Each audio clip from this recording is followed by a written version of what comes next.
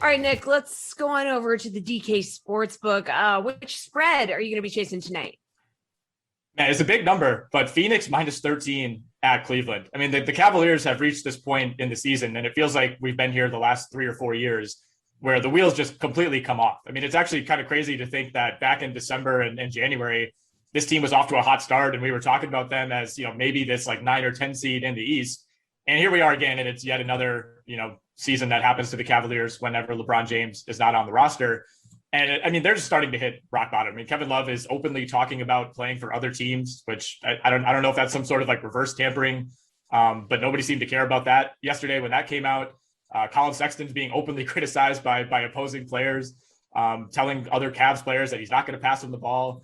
It just feels like the wheels have completely come off for Cleveland. And I don't think, if you're the coaching staff or management, I don't think you care, because at this point you're just trying to get as low in the standings and as high in the lottery as you possibly can. And then you look at the other side of this game. I mean, Phoenix still has something to play for, with the hope that more fans are going to be allowed in arenas over the next couple of months. I think they want that 1 seed. I think that's maybe more important to them than it is for other teams in the Western Conference, especially with it looking like the Lakers could maybe end up being the 7 seed in the West. I don't think you want to be the 2 and have to play LA in round 1. You'd rather play whatever team falls to that 8. So they're a half game behind Utah coming into tonight. Still plenty to play for the Phoenix Suns. All right, Kenny, which spread are you chasing tonight? I mean, that was a big one from Nick. Yeah, that segues really well into this answer. And I do like the Suns here. Garland also didn't practice yesterday. That could just be a whole nother issue for Cleveland. Yep. But I am taking the Raptors plus 9.5.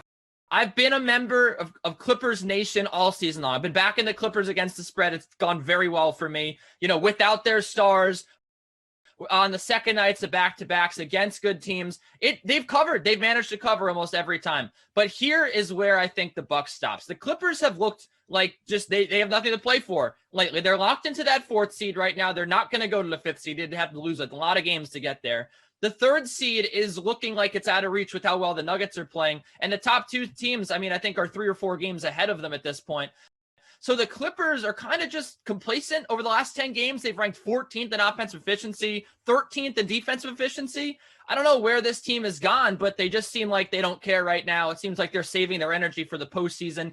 Yeah, Kawhi and Paul George are back here, but I don't know if that really changes the fact that this team has just not played really good defense. I mean, you've seen the Clippers, namely, and other teams out there play good defense without their stars. That just hasn't happened, so I'm concerned about the role players here.